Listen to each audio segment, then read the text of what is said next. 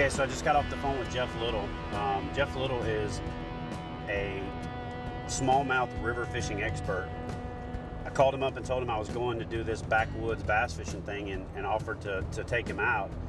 So he jumped at the chance, and what our goal is today is to actually get Jeff his personal best largemouth. I think he told me that his biggest largemouth to date is somewhere in the mid 5-pound range, and he's caught more smallmouth over 5 pounds than he has largemouth. So the place that I'm taking him is one of my backwoods adventures locations where you've got a park along the side of the road where you wouldn't even know there's any water. Did you wear your waders all the way here? Yeah. 5.5 hours in waders? Yeah. The goal today is to get me a new personal best, which would be anything over 5.5 pounds for me would be, the biggest largemouth that I've gotten. I've been waiting a long time to get out here on Chad's best water, his primo spot, and I'm excited. I'm ready to roll.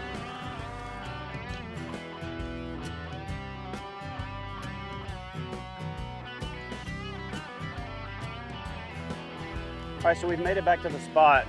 I actually brought the Lowrance handheld this time because I wanted to find out exactly how far back we are. And we're right at 1.25 miles from where we get into the water, and it's 0.5 mile from where we park to getting into the water. So we're a little over 2 miles back in the woods. It's gonna open up here. A lot of lily pads. It's early fall, it's October. Water temperature right now is 56 degrees, but it's gonna warm up over the course of the day. With this water being really shallow, it takes on the outside air temperature pretty quickly, and the overnight lows was 52, so it's already probably starting to warm up a little bit. As we work our way out here, we're gonna be in a thick lotus pad field. We're gonna hook our way down the shoreline and start working these open pockets.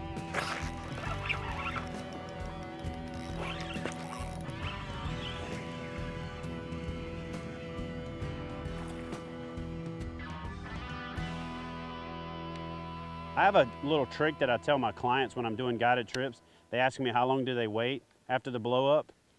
And there's certain things that you teach yourself over the years that you stick with. And I'm not kidding you. I have this thing that I call set the hook. Like when the fish blows up on it, I say set the hook, and then I set the hook. So I say set the hook to myself. It's the same thing as a 1-1000, 2-1000, 3-1000 concept. So you want to drop your rod tip, that's the set, reel your hand forward to get the slack out of the line, that's the, and then on the hook, you set the hook. So I teach myself to say, set the hook, and it's a 3-step process that lets that bass get that bait down and turn, and that way when you pull the line, it comes and almost always catches that bass right in the corner of the mouth. So unless they're super aggressive and they're just grabbing it and mashing it, I'm always want to do the 1, 2, 3, the set, the hook. So if you notice in that shot right there, when that bass blew up on it, I didn't overreact. Simply dropped my rod tip, reeled up the slack, waited for that set the hook to play out in my head, and then set the hook.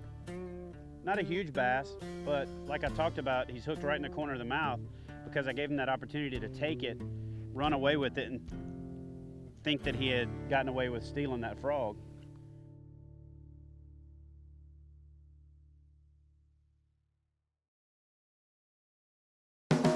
This week on Wilderness Systems Kayak Bassin Show, Chad Hoover is doing some backwoods kayak fishing with longtime friend and expert smallmouth angler, Jeff Little. I got started kayak fishing. I floated the Potomac River a lot in canoes, and being out there on a day that was just super windy just frustrated me to no end. And at some point I did a float trip with a buddy, and I'm in a 17-foot aluminum Grumman, tank of a canoe being blown all over the river. And my buddy's in a river runner kayak, and he wasn't being blown around. And I thought, I need to get a kayak. I'll be honest with you, the first time I actually got Jeff on the phone, I think we ended up probably spending 2 or 3 hours talking that night. I've honestly probably spoken to Jeff a little more on the phone than any girl I've ever dated. talking about tips and tactics. That might explain why I'm single and very good at destroying relationships, but I can find a fishing buddy and make that work, so hey, it is what it is. Got my first one of the day. I'm actually prototyping a spinner bait for Confidence Baits here, using the shape for the dragon, same shape as the dragon head on just a single Colorado. That was burned just under the surface, something Chad likes to call bulging, and that nice one hit it. Man, I gotta weigh him. He's not my personal best, but he's nice. Look at that, dude. I grew up, in the South, and considering myself somewhat of a refined redneck, I thought I had used duct tape on dang near everything you could use duct tape for. But I think Jeff Little probably takes the cake for the absolute most uses of duct tape I've ever seen. 4 pound, 13 ounces. We got 11 ounces to go for the personal best. Thank you very much, ma'am. Started making my own tackle years ago when there was a topwater plug it was on the market I really liked, and I couldn't find it anymore. They discontinued it, and that's kind of how my tinkering and making my own fishing lure started. Roy Kinna, who was one of my kayak fishing students, he came to me at one point and says, "You really have something special here." And you need to patent it, and if you don't, I will. And we were off and running with Confidence Baits, right?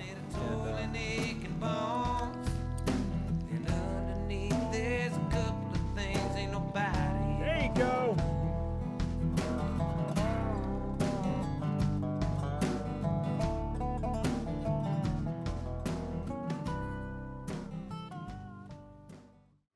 Okay, let's take a second and talk about some of the keys to setting your kayak up properly for fishing.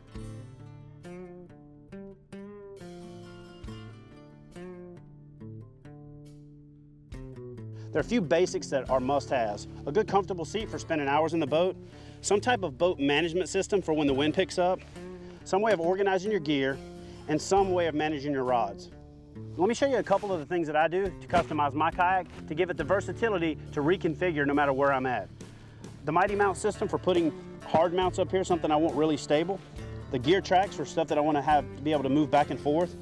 Articulating and toolless adjustable rod holders. Silent traction to add a little stealth to the system. Even more Mighty Mounts in places where I might want to put a component for different types of fishing. Flush mount rod holders. Or articulating camera poles mounted in unique positions to catch your next adventure. Check out Kayak Bassin TV on YouTube for ideas on how to install and set your kayak up. And for all the accessories you saw here today, check out Yak Attack at yakattack.us. Fish on! When we come back, Chad Hoover and Jeff Little change tactics as they continue their hunt for big bass in the backwoods. There he is. Hold on. Stay tuned for more kayak bass fishing action. Topwater fishing is probably the most exciting type of bass fishing. But when the topwater bite isn't on, there's a simple and deadly adjustment you can make to get the bass to bite. And that's what Chad Hoover is going to look at in this week's Kayak Fishing Tip, brought to you by Wilderness Systems. All right, so I'll admit that I'm one of those people that is really fond of a topwater bite, so much so that a lot of times I will go down with the ship to not catch a fish, to just keep trying to make the topwater bite work. So I've got a lure that lately has become my go-to lure for this kind of situation. And what it is it's the bombshell turtle. And you may have heard of it already.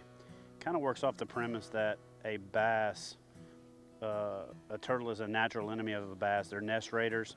And you can rig it with just a standard 3 or 4/0 wide gap worm hook and then put a weight in front of it. But there's so much stringy grass in here, the way we're going to rig it today, at least initially, is we're just using a screw lock hook with a keel weight on it and screw that down nice and tight up against the eye of the hook. And there's a slit in the belly for rigging it. You just bring it in and line it up with the mark, put your thumb there, and then bring that hook through to where it just sits up on top of the back and just slightly skin it. Because that weight is, because it's keel weighted and because these legs are facing away from each other, if you cast it out and let it fall, it actually flutters down, almost like it's on a parachute. When you use the weight in the front, it'll dive and climb, which can be a really realistic presentation. I just don't want to mess with this grass. So Jeff, what we're going to do is we're going to glide this by casting it out and letting it hit the water. You just kind of lift your rod tip up and then let it glide in until there's a swoop in the line, fall, and then you're going to reel your slack up, raise your rod tip up about 3 or 4 inches deep, you know.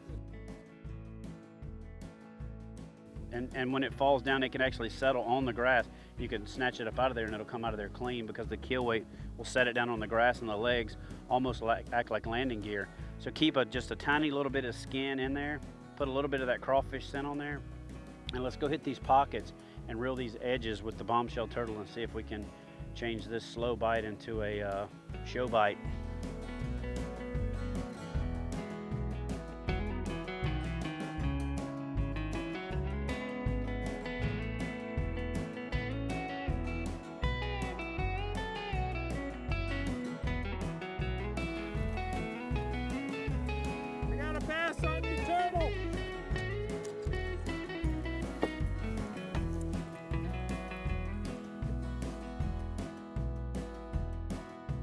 I've actually,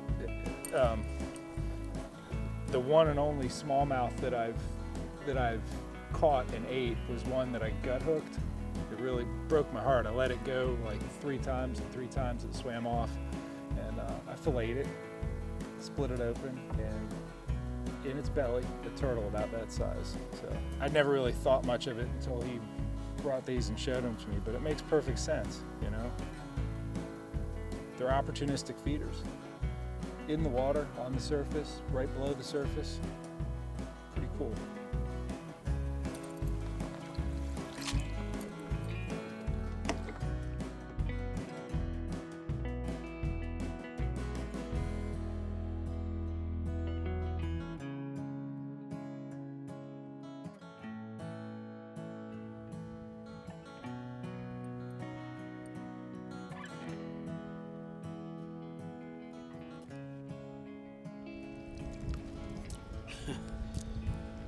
Got a lot of fish and it came with its own salad. We all have tools that we use that are part of everything that we do when we get ready for any type of activity. And for me, that tool is ScoutLookWeather.com. From its interactive quick log web portal to where you can go back and review some of the information that you've inputted in the water on your mobile app, to the detailed hourly forecast, to fish marks, easy marking the spot when you catch a fish, gathers all the weather information, inputs it, uploads it to the system so that when you get home you have all that information there. ScoutLookWeather.com, the hourly barometric pressure changes, the fact that they have the detailed forecast unlike any weather out there anywhere. I'll be honest with you, I use it not only when I'm planning my trips, but I use it while I'm on my trips. I pull up the weather app and look at where the wind's coming from.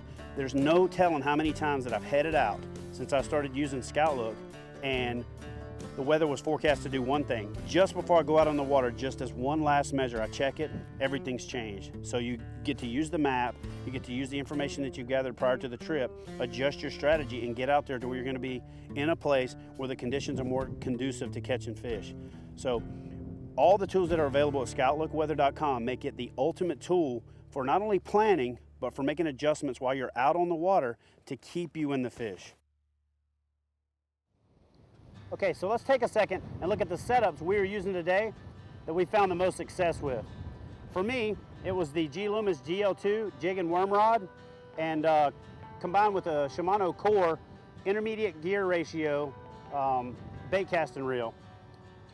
I used some Seagar braided line combined with a really heavy 30-pound Seagar fluorocarbon leader, Mustad Ultra Point hooks, true tungsten weights, and that coupled with the bombshell turtle combined with the Mustad Ultra Point screw lock keel weighted hooks that have the little weight added to them was great for getting that turtle to flutter over the top of the pads and then drop off into the holes. And most of the strikes that we were getting were on the fall. So it was really important to get that bait to almost dive down into the holes. And those were the keys to our success today. This week on Wilderness Systems Kayak Bassin Show, Chad Hoover and Jeff Little have dragged their kayaks into a backwoods lake on their hunt for trophy bass.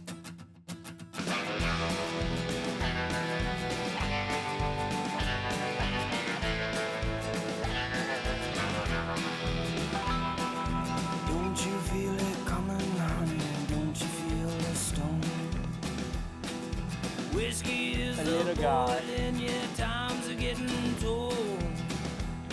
Better watch where you jumping, girl. Better watch where you dive in. You better There he is, there he is, there he is, there he is, there he is. Hold on. Water will turn red. Oh. Don't you feel me in your heart? Yeah, don't you Little feel one. me in your Down in those weeds. Hi. Darling, I can be there. Don't tell me that you don't. Fish on!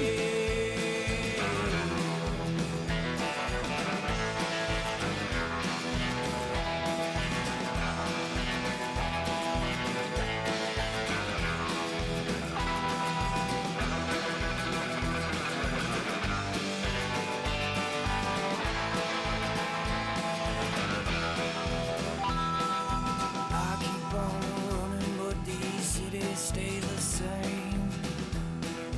No one knows the problem, no one is to blame.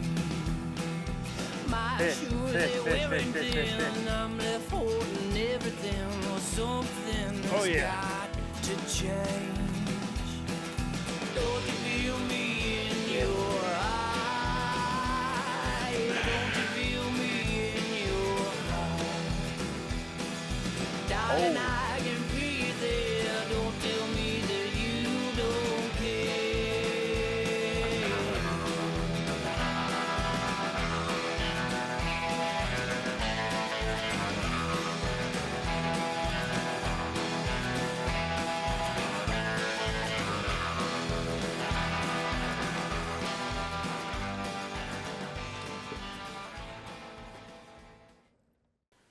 All right, well, hey, we got about an hour, maybe less of light left. We got a pretty good paddle left ahead of us to get back in. Initially, we're gonna come out here and fish for one day. Jeff drove down from Maryland to join me on what, by all accounts, is my favorite way to fish. These backwoods, out of the way pockets that you find and you come out here and explore. Had a couple of opportunities on some big bass. Two in particular took a monster swipe at a Ken Daubert's topwater frog. But overall, I got to watch Jeff catch a pretty good couple of fish. You think we're gonna be able to get back out here again tomorrow, or you're gonna have to hightail it back home? Yeah, let me see what I can do. Okay. I'm really pleased with the day. You know, I didn't get my personal best, but I want another crack at it tomorrow. We got, you know, that one that was 21 inches, that got my blood pumping. So what do you say we fish the sun on down and head out of here and try to get out of here before the boogeyman shows up?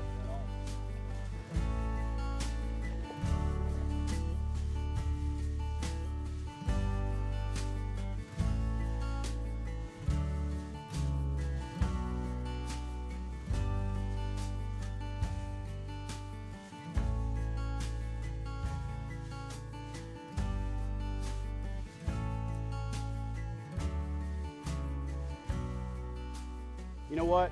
Whether you're new to kayak fishing or you're looking to give kayak fishing a try, visit Hook One at kayakfishinggear.com for the latest in kayak fishing accessories, kayaks, and you know what? If you don't see something that you like, give us a call and we'll make sure we add it. Wow, nice fish.